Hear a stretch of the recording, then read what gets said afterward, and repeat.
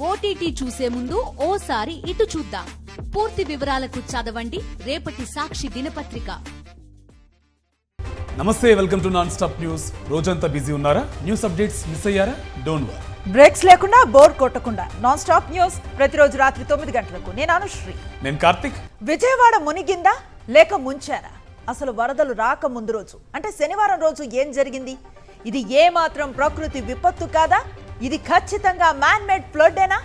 చంద్రబాబు తప్పిద నిర్లక్ష్యం వల్లే ఇంతటి భారీ విపత్తు సంభవించిందా? 32 మందిని బలి చేసింది చంద్రబాబు సర్కారేనా అంటే 100% ఇది చంద్రబాబు సృష్టించిన వరద విలయమే అని సాక్షి గ్రౌండ్ రిపోర్ట్లో తేలింది. సాక్షాత్తు వెలగలేరు డిఈ మాధవ్ నాయకే సంచలన నిజాలు బయటపెట్టారు.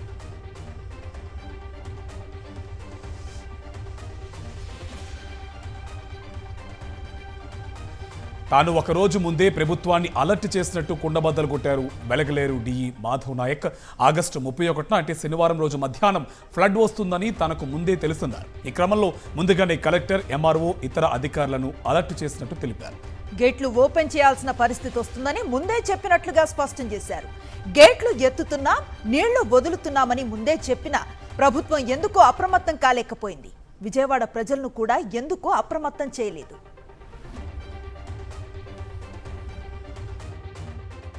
బట్ ఇక్కడ మీరు ఇది ఫ్లడ్ వాటర్ వదిలిన తర్వాత ఇది సిటీలోకి వెళ్తుందన్న తర్వాత మెకానిజాన్ని అలర్ట్ చేశారా సార్? గవర్నమెంట్ చెప్పారా ఈ వాటర్ వస్తుందని?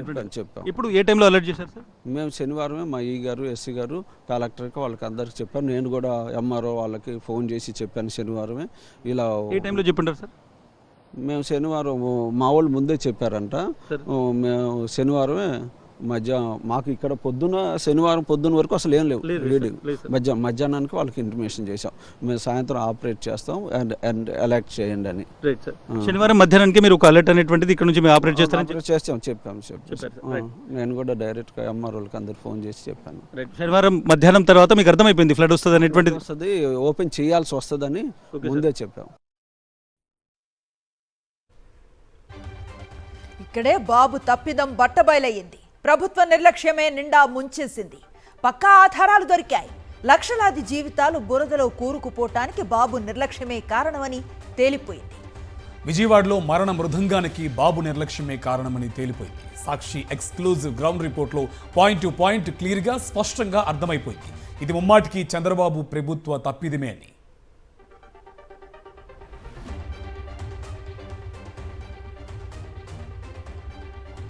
విజయవాడలో సంభవించింది ముమ్మాటికి మ్యాన్ మేడ్ ఫ్లడ్స్. ప్రభుత్వ డొల్లతనం మొత్తం బట్టబయలైంది. చంద్రబాబు నిర్లక్ష్య ధోరణికి 47 మంది బలయ్యారు. వైఎస్ఆర్సీపీ అధినేత వైఎస్ జగన్ చెప్పింది కూడా ఇదే. సాక్షి గ్రౌండ్ రిపోర్ట్లో కళ్లకు కట్టేలా తేల్చింది కూడా ఇదే. అయినా చంద్రబాబు మాత్రం బుకాయింపు మాటలను మానుకోవటం లేదు. ఆఖరుకు వెలగలేరు అధికారే తేల్చి చెప్పేశారు. ఒకరోజు ముందే ప్రభుత్వాన్ని అలర్ట్ చేసినట్లుగా కుండబద్దలు కొట్టారు. ఆగస్టు 31న అంటే శనివారం రోజు మధ్యాహ్నమే సర్కార్ను అలర్ట్ చేశామని అన్నారు. అయినప్పటికీ చంద్రబాబు ప్రభుత్వం ప్రజలను అప్రమత్తం చేయలేదు. ప్రభుత్వం తప్పిదం వల్ల మరీ ముఖ్యంగా జరిగిన ఘటన ఇది. మ్యాన్ మేడ్ ఫ్లడ్ వల్ల జరిగిన ఘటన ఇది. చంద్రబాబు నాయుడు గారు పుష్కరాల సమయంలో మనుషులందరినీ ఒకేసారి పంపించినాడు ఆ షూటింగ్ ఎఫెక్ట్ కోసం. దానివల్ల తొక్కిసలాట 29 మంది ఆ రోజు ఎలా గోదావరి పుష్కరాల్లో చనిపోయినారు. ఇప్పుడు కూడా సేమ్ ఇదే మాదిరిగానే చంద్రబాబు నాయుడు తప్పిదం వల్ల ఒక మ్యాన్ మేడ్ ఫ్లడ్ క్రియేట్ అయ్యి మ్యాన్ మేడ్ ఫ్లడ్ వల్ల ఈరోజు 32 మంది చనిపోయినారు. మరి చనిపోయిన ఈ 32 మందికి తన తప్పిదం వల్ల జరిగిన ఈ తప్పుకి తాను గవర్నమెంట్లో ఉంటూ క్షమాపణ చెబుతూ గవర్నమెంట్ చేసిన తప్పిదం వల్లనే ఇది న్యాచురల్ కెలామిటీ, న్యాచురల్గా జరిగిన డెత్స్ కాదు. ఇది ఒక ప్రభుత్వం దగ్గర ఉండి స్పందించాల్సిన రీతిలో స్పందించకపోవడం వల్ల జరిగిన తప్పులు. మీరు సహకారం ఇవ్వకపోతే పోతారు, కానీ ఇలాంటి తప్పుడు ప్రచారం చేయడం, ఏదో అమరావతి మునిగిపోయిందంట, వీళ్ళని ముంచాలు తీసుకొచ్చి అక్కడ అప్పుడే బుద్ధి వస్తుంది వీళ్ళకి. అమరావతి మునిగిపోయింది ఎవరు చెప్పాడు మీకు? లేకుంటే అక్కడనే పోడ్చాల వీళ్ళ శ్మశానం అన్నారు, అక్కడనే పోడ్చాల, అప్పుడే బుద్ధి వస్తుంది. మనుషులకు బుద్ధి జ్ఞానం ఉండాలి. మేము శనివారమే మా ఈ గారు, ఎస్సీ గారు, కలెక్టర్కి వాళ్ళకి అందరికి చెప్పాను. నేను కూడా ఎంఆర్ఓ వాళ్ళకి ఫోన్ చేసి చెప్పాను శనివారమే. మేము శనివారం మా వాళ్ళు ముందే చెప్పారంట. మేము శనివారమే మధ్య మాకు ఇక్కడ పొద్దున శనివారం పొద్దున వరకు అసలు ఏం లేవు రీడింగ్. మధ్యాహ్నానికి వాళ్ళకి ఇంటిమేషన్ చేసాం, మేము సాయంత్రం ఆపరేట్ చేస్తాం అండ్ ఎలక్ట్ చేయండి అని. నేను కూడా డైరెక్ట్గా ఎంఆర్ఓలకి అందరు ఫోన్ చేసి చెప్పాను, ఓపెన్ చేయాల్సి వస్తుందని ముందే చెప్పాము. బుడమేరు వరద కష్టాలు వర్ణనాతీతం. సింగ్నగర్ను ముంచెత్తిన వరద వాంబే కాలనీను కోలుకోలేని దెబ్బతీసింది. ప్రభుత్వ సహాయక చర్యలపై బాధితులు ఆగ్రహం వ్యక్తం చేస్తున్నారు.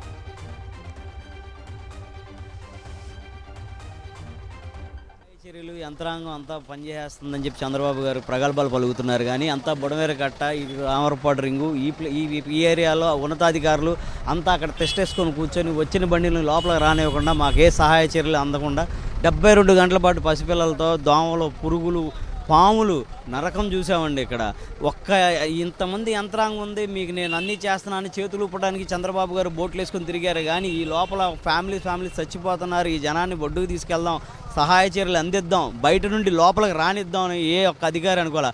అంతా ఒడ్డును పెట్టుకొని యంత్రాంగాన్ని పెట్టుకున్నాను, 20-30 ట్రాక్టర్లు నిలబెట్టుకొని భారీగా బయట నుండి సోషల్ వెల్ఫేర్ సంస్థలు కల హెల్పింగ్ చేసిన ఆ సహాయాన్ని కూడా లోపలికి అందేనివ్వకుండా, వాళ్ళని కూడా లోపలికి రానివ్వకుండా.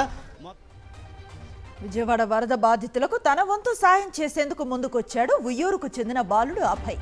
మాజీ ముఖ్యమంత్రి వైఎస్ఆర్సీపీ అధ్యక్షుడు వైఎస్ జగన్ను కలిసి తన కిడ్నీ బ్యాంక్లో ఉన్న నగదు 10,000 రూపాయలను అందజేశాడు. ఈ సందర్భంగా అభయరామ్ను అభినందించారు YS Jagan.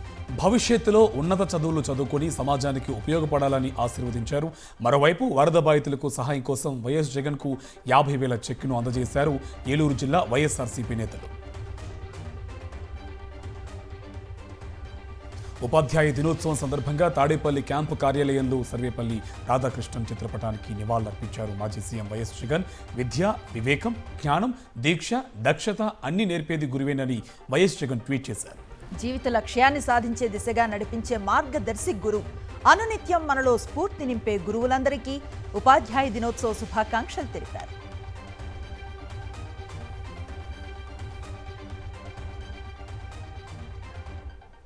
Deputy CM Pawan Kalyan అవగాహన రాహిత్యం బయటపడింది.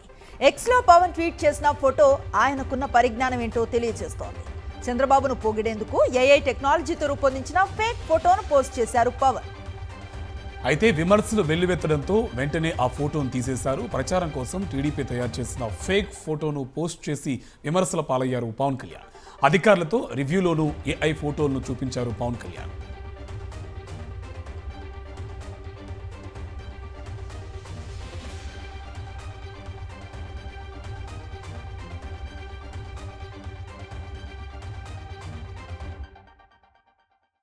మాట్లాడుతూ ఉంటే ఒక బ్యూటిఫుల్ ఫోటోగ్రాఫ్ వచ్చింది.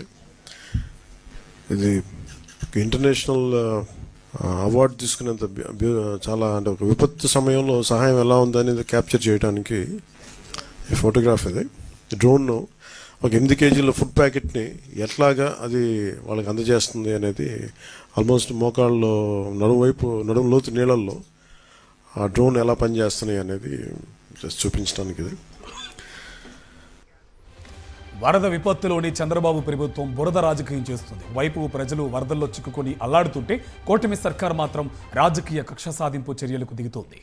గత అర్ధరాత్రి హైదరాబాద్లో మాజీ ఎంపీ నందిగం సురేష్ను అరెస్టు చేసిన పోలీసులు మంగళగిరి పోలీస్ స్టేషన్కు తరలించారు. అయితే పోలీస్ స్టేషన్ గేట్లు మూసేసి నందిగం సురేష్ను కలవకుండా వైఎస్ఆర్సీపీ నేతలను గేటు ముందే ఆపేశారు.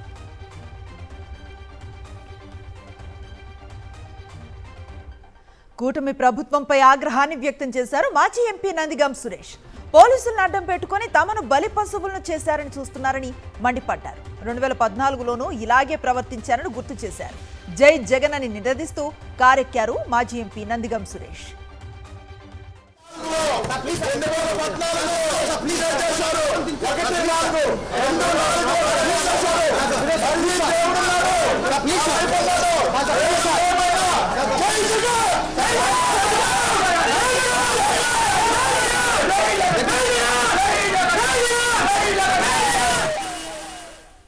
అధికార అండతో రెచ్చిపోతున్నారు టీడీపీ నేతలు. ప్రతిపక్ష కార్యకర్తలనే కాదు, సొంత కుటుంబ సభ్యులు కూడా అధికార అండతో వేధింపులు గురి చేస్తున్నారు. తాజాగా విశాఖకు చెందిన టీడీపీ నేత ఓంని సన్యాసిరావు అదనపు కట్నం కోసం వేధిస్తున్నారని సిపిని కలిశారు. ఆయన కోడలు రోహిణి ₹1 కోటి కట్నం తేవాలంటూ కోడల్ని వేధిస్తుండడంతో విశాఖ సిపికి కలిసి గోడు వెళ్లబోసుకుంది. ఆడపిల్ల పుట్టిందని తనను అత్తింటికి రాకుండా అడ్డుకున్నారని రోహిణి ఆవేదన వ్యక్తం చేశారు.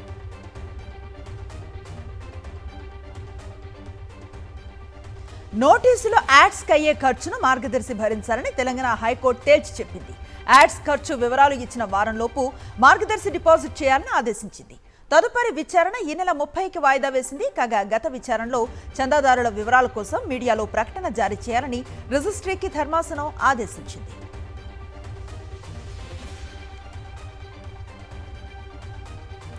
హైదరాబాద్ ఐటెక్స్ లో గ్లోబల్ ఏఐ సమ్మిట్ జరిగింది. ఈ సమ్మిట్ కు సీఎం రేవంత్ రెడ్డి, మంత్రి శ్రీధర్ బాబు హాజరయ్యారు. వివిధ దేశాల నుంచి సుమారు 2000 మంది ప్రతినిధులు హాజరయ్యారు. సాంకేతిక పరిజ్ఞానం లేకుంటే ప్రపంచం మారదన్నారు సీఎం రేవంత్ రెడ్డి. ప్రతి ఇన్నోవేషన్ ప్రపంచాన్ని మార్చుతూనే ఉంటుందన్నారు.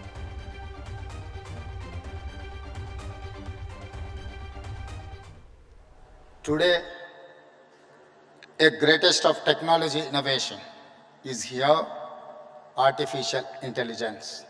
If we think of India's future, no city is as perfectly ready for a revolution as Hyderabad.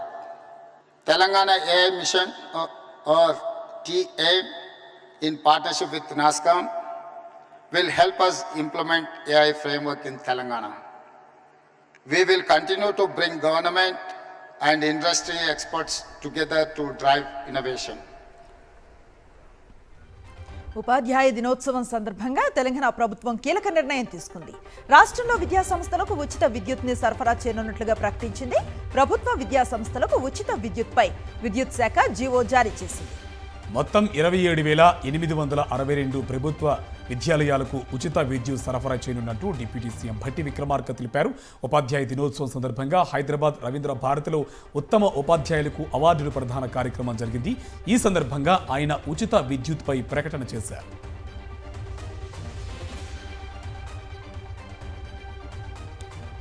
విద్యాశాఖను మరింత పటిష్టం చేసే దిశగా కాంగ్రెస్ ప్రభుత్వం అడుగులు వేస్తోందని మంత్రి పొన్నం ప్రభాకర్ అన్నారు.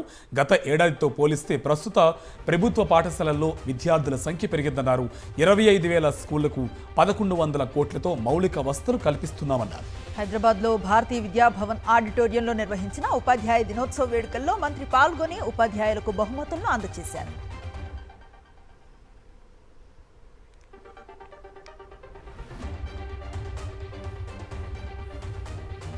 వరద బాధితులకు సాయం చేయడంలో ప్రభుత్వ యంత్రాంగం పూర్తిగా విఫలమైందన్నారు మాజీ మంత్రి Harish Rao. Siddipet MLA camp office వద్ద వరద బాధితులకు సరుకులు పంపే వాహనాలను ఆయన జెండా ఊపి ప్రారంభించారు. బాధితులకు కనీసం అన్నం, నీళ్లు కూడా ఇవ్వలేకపోయారని కాంగ్రెస్ ప్రభుత్వాన్ని దుయ్యబట్టారు. తాము వరద బాధితులకు సాయం చేయడానికి వెళ్తే తమపై దాడి చేసి కేసులు నమోదు చేస్తున్నారని కాంగ్రెస్ పై మండిపడ్డారు హరీష్ రావు. మా మీద దాడి చేసినారు, దాడి వాళ్లే చేసిండ్రు, పైగా మళ్ళీ ఉల్టా మా మీదనే కేసులు పెడతా ఉన్నారు. అంటే ఈ ప్రభుత్వం పూర్తిగా దుర్మార్గంగా వ్యవహరిస్తా ఉంది. ఇది ప్రజాపాలన కాదు, రాక్షస పాలనగా మారింది. ప్రజాపాలనలో సాయం చేసే చేతులకు ఎవరైనా కేసులు పెడతారా? సాయం చేయడానికి వెళ్ళిన మా మీదనే అక్రమంగా కేసులు బనాయించి ఉల్టా ఈరోజు ప్రభుత్వం మమ్మల్ని ఇబ్బంది పెట్టే ప్రయత్నం చేస్తుంది. సరే, మీ కేసులకు మేము భయపడేది లేదు. అంతిమంగా ధర్మం, న్యాయం గెలుస్తుంది. ఖమ్మంలో దాడి చేసింది ఎవరు? నువ్వు కేసులు పెట్టింది ఎవరి మీద? అంటే అధికారం ఉందని చెప్పి నీ ఇష్టారాజ్యంగా వ్యవహరిస్తా ఉన్నావు. ఇది మంచిది కాదు. దయచేసి ఇటువంటి మానుకోండి. వరద బాధితులను ఆదుకోవడంలో ప్రభుత్వం విఫలమైందని మాజీ మంత్రి నిరంజన్ రెడ్డి అన్నారు. వాతావరణ శాఖ హెచ్చరికలను సీఎం రేవంత్ రెడ్డి పెడచెవిన పెట్టడంతో ఖమ్మంలో భారీ నష్టం జరిగిందన్నారు. జిల్లాకు 3 మంత్రులు ఉండి కూడా ఎలాంటి చర్యలు తీసుకోలేదని మండిపడ్డారు. తమకుండేటువంటి ఫోన్లలో వాతావరణ శాఖ ఇచ్చేటువంటి సూచనలు పాటించి ఈరోజు పిచికారీ చేస్తే వాన వస్తుందా, వెంబడే వాన వచ్చి కొట్టుకపోతుందా అని ఆ మాత్రం జాగ్రత్తలు తీసుకొని పిచికారీలు చేసుకునేటువంటి స్థాయికి రైతాంగం ఎదిగినారు. కానీ ఇన్ని రకాలుగా వాతావరణ శాఖ చెప్పినా తుఫాను భీకరంగా వస్తుంది, దాని ప్రభావం ఉంటుందని తెలియజెప్పినా మొదటి 2 రోజులు మనం చూస్తే ముఖ్యమంత్రి కానీ మంత్రులు కానీ ఎవరు కదలరు. మొదటి 2 రోజులు అసలు కదలరు. కాంగ్రెస్ ప్రభుత్వంపై తీవ్ర ఆరోపణలు చేశారు బీఆర్ఎస్ ఎమ్మెల్యే కౌశిక్ రెడ్డి. తనతో పాటు మిగతా బీఆర్ఎస్ ఎమ్మెల్యేల ఫోన్లు ట్యాప్ చేస్తున్నారని ఆరోపించారు. ప్రజలు ఫోన్ ట్యాప్ చేయడానికి అధికారం ఇచ్చారా అని ప్రశ్నించారు. దీనిపై త్వరలోనే కోర్టుకు వెళ్తానన్నారు.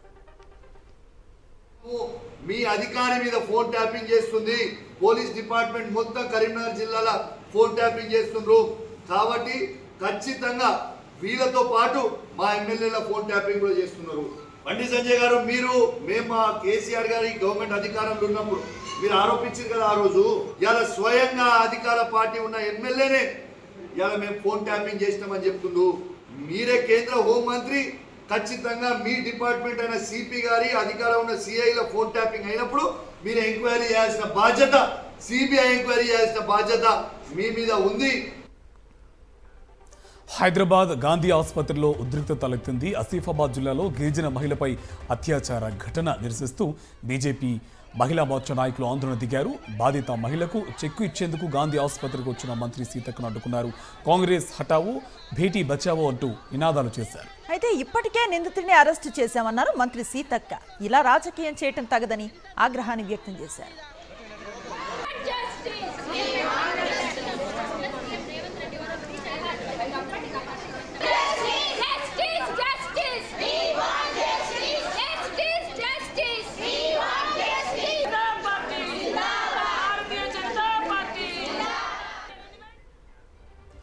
సంగారెడ్డి జిల్లాలో సింగూరు ప్రాజెక్టు జల కళను సంతరించుకుంది. దీంతో సింగూరు జలాశయాన్ని సందర్శించిన మంత్రి దామోదర రాజనరసింహ ప్రాజెక్టుకు వస్తూ ఉన్న వరదపై అధికారులను అడిగి వివరాలు తెలుసుకున్నారు. అనంతరం సింగూరు ప్రాజెక్టు 2 గేట్లను పైకెత్తి 20,000 క్యూసెక్కులను దిగువకు విడుదల చేశారు.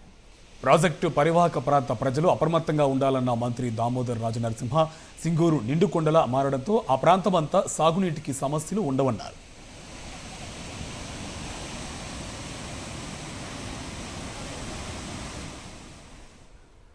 హైదరాబాద్లో ఇన్వెస్ట్మెంట్ పేరుతో భారీ మోసం వెలుగు చూసింది. కంపెనీలో పెట్టుబడులు పెడితే అధిక వడ్డీలు ఇస్తామంటూ 500 కోట్ల రూపాయల వరకు మోసం చేసింది డీకేజెడ్ టెక్నాలజీస్ సంస్థ. అయితే తాజాగా నిందితులు మాదాపూర్లోని ఆఫీస్కు తాళం వేసి పరారయ్యారు. దీంతో బాధితులు పోలీసులకు ఫిర్యాదు చేశారు.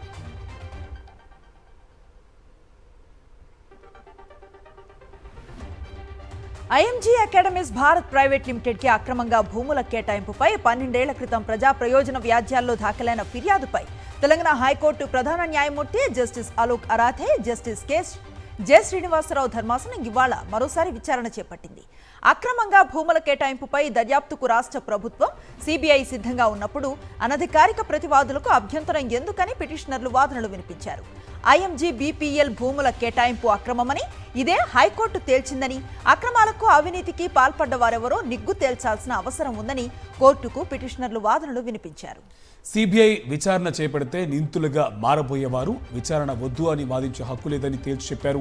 12 ఏళ్ల క్రితం దాఖలైన ప్రజా ప్రయోజన వ్యాజ్యంలో వాదనలు పూర్తి కావడంతో సీజే ధర్మాసనం తీర్పు రిజర్వ్ చేసింది. నల్గొండ జిల్లా వణిపాకల్లో హెలికాప్టర్ ఎమర్జెన్సీ ల్యాండింగ్ అయింది. విజయవాడలో వరద బాధితుల సహాయ చర్యల కోసం వెళ్లిన హెలికాప్టర్ సహాయక చర్యలు ముగించుకుని జైపూర్కు వెళ్తుండగా సాంకేతిక సమస్య తలెత్తింది. దీంతో నల్గొండ జిల్లా వణిపాకలో ఎమర్జెన్సీ ల్యాండింగ్ చేశారు అధికారులు.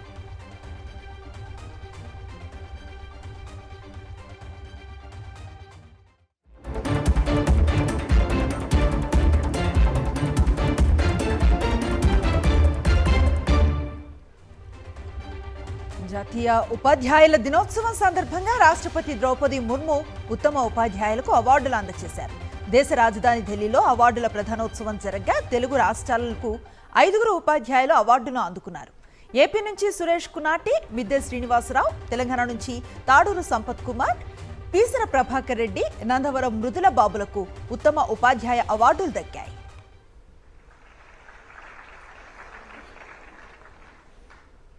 ఢిల్లీ ముఖ్యమంత్రి అరవింద్ కేజ్రీవాల్ బెయిల్ పిటిషన్పై సుప్రీంకోర్టు తీర్పు రిజర్వ్ చేసింది.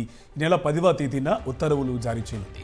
లిక్కర్ స్కామ్కు సంబంధించి సిబిఐ కేసులో బెయిల్ కోరడంపై జస్టిస్ సూర్యకాంత్, జస్టిస్ ఉజ్వల్ భుయాన్ ధర్మాసనం విచారణ చేపట్టింది. కేవలం వాంగ్మూలం ఆధారంగా తన కంప్లైంట్ను అరెస్ట్ చేశారని కోర్టుకు కేజ్రీవాల్ లాయర్ అభిషేక్ మను సింఘ్వి కోర్టుకు తెలిపారు. ఇతర నిందితుల తరహాలో కేజ్రీవాల్ చూడొద్దని, ఢిల్లీ లిక్కర్ స్కామ్కు ఆయనే ప్రధాన సూత్రధారిని వాదించారు సిబిఐ తరపు న్యాయవాదులు.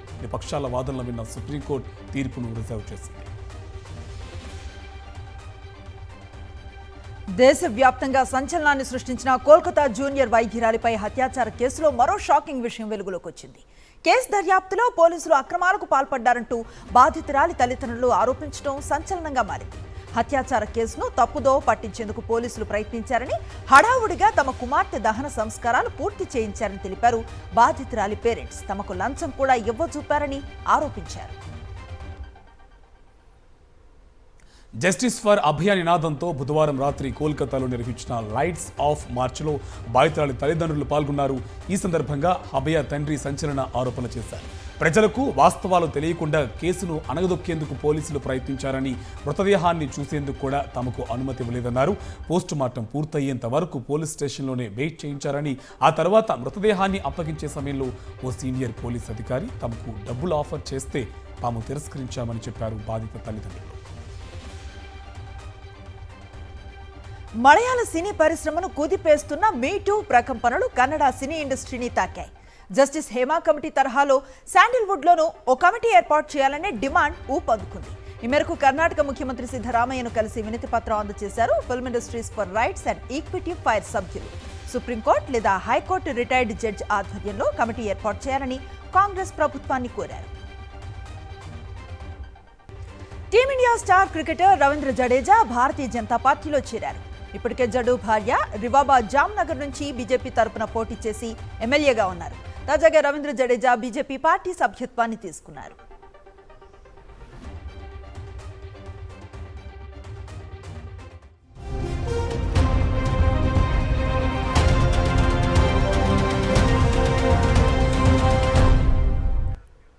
అంతర్జాతీయ వార్తలు చూద్దాం. ప్రధాని నరేంద్ర మోదీ విదేశీ పర్యటన ముగిసింది. సింగపూర్, బ్రూనై పర్యటనను విజయవంతంగా ముగించుకుని భారత బయలుదేరారు మోదీ. 2 దేశాల్లో 3 రోజుల పాటు ఆయన పర్యటించారు. ద్వైపాక్షిక సంబంధాల బలోపేతానికి విస్తృత చర్చలు జరిపారు మోదీ. అలాగే పెట్టుబడుల ఆకర్షణే లక్ష్యంగా సింగపూర్లో బిజినెస్ రౌండ్ టేబుల్లో పాల్గొన్నారు ప్రధాని. గపూర్కు చెందిన టాప్ బిజినెస్ లీడర్స్తో సమావేశమై భారత్లో పెట్టుబడి అవకాశాలపై చర్చించారు. రిఫార్మ్, ట్రాన్స్ఫార్మ్, పెర్ఫార్మ్ మంత్రంగా भारत ముందుకు దూసుకువెడుతుందని తెలిపారు. रिफॉर्म के क्षेत्र में मेरी सरकार बहुत प्रतिबद्ध है और हम रिफॉर्म हमारे देश की आवश्यकता, हमारे देश के भविष्य को ध्यान में रख कर रहे, लेकिन हम ग्लोबल स्टैंडर्ड को मीट करने वाले रिफॉर्म्स भी कर रहे हैं और रिफॉर्म, परफॉर्म, ट्रांसफॉर्म करके संकल्प को लेकर के कि अवसर है, अवसर को जाने मत दीजिए और जितने भी नए क्षेत्रों में आप आना चाहते हैं मैं तैयार हूं. అమెరికా అధ్యక్ష ఎన్నికల్లో ఓటర్లను ఆకట్టుకునేందుకు అభ్యర్థులు కమలా హ్యారిస్, డొనాల్డ్ ట్రంప్ విశ్వ ప్రయత్నాలు చేస్తున్నారు. ముఖ్యంగా ఈసారి జరిగే ఎన్నికల్లో జనరేషన్ జీ ఓటర్లు కీలక పాత్రను పోషించనున్నారు. దీంతో 41 మిలియన్ల మంది యువత ఓటర్లపై అభ్యర్థులు ప్రధానంగా దృష్టి సారించారు. సోషల్ ఇన్ఫ్లుయెన్సర్తో వీరిని ఆకట్టుకునేందుకు కమలా హ్యారిస్ ప్రయత్నిస్తున్నారు. ఇక ఈ క్రమంలో డొనాల్డ్ ట్రంప్ ఆసక్తికర వ్యాఖ్యలు చేశారు. జనరేషన్ జీను ఆకట్టుకునేందుకు తన వద్ద ఒక సీక్రెట్ వెపన్ ఉందన్నారు. స్వయానా ఆయన కుమారుడు బారన్ ట్రంపే తన సీక్రెట్ వెపన్ అని చెప్పారు. ఇక ఈ ఎన్నికల్లో తన 17 ఏళ్ల కుమారుడే తనకు ట్రంప్ కార్డున్నారు. బంగ్లాదేశ్ మాజీ ప్రధాని షేక్ హసీనాపై తీవ్ర వ్యాఖ్యలు చేశారు మహమ్మద్ యూనస్. హసీనా భారత్ నుంచి రాజకీయ వ్యాఖ్యలు చేస్తున్నారని మండిపడ్డారు. ఇరు దేశాల స్నేహపూర్వక సంబంధాలపై ప్రతికూల ప్రభావం చూపుతుందని హెచ్చరించారు. ఆమెను అప్పగించాలని బంగ్లాదేశ్ ప్రభుత్వం కోరే వరకు షేక్ హసీనా భారత్లో మౌనంగా ఉండాలని తెలిపారు. ఇది ఇరు దేశాలకు మంచిదని నొక్కి చెప్పారు.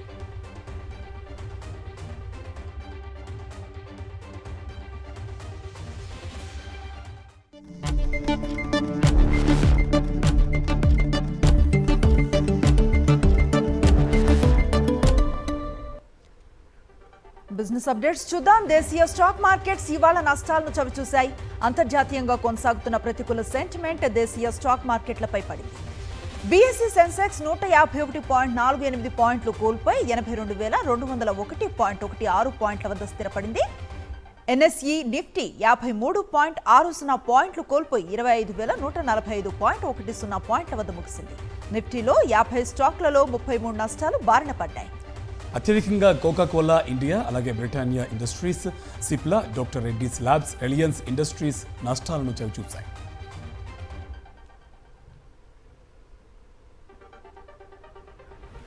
సెప్టెంబర్ ప్రారంభం నుంచి బంగారం ధరలు క్రమంగా తగ్గుతున్నాయి. అయితే ఇవాళ మాత్రం ఉలుకు పలుకు లేకుండా స్థిరంగా ఉన్నాయి. దీంతో ధరల్లో ఎలాంటి మార్పు జరగలేదు. తెలుగు రాష్ట్రాల్లో ఇవాళ బంగారం ధరలు 22 క్యారెట్ల తులం బంగారం ధర 66,690 ఉండగా 24 క్యారెట్ల తులం బంగారం ధర 72,760గా ఉంది. ఇక వెండి ధర కూడా స్థిరంగా ఉంది. కేజీ సిల్వర్ రేటు 90,000 వద్ద ఉంది.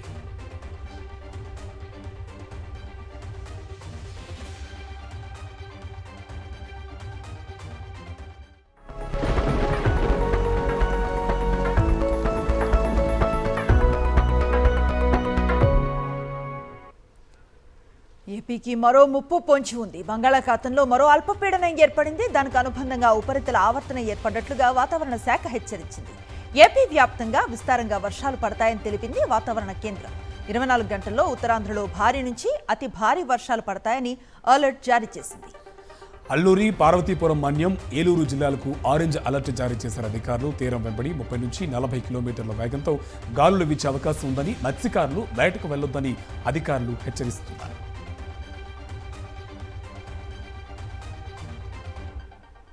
ఇవి నాన్ స్టాప్ న్యూస్ డీటెయిల్స్.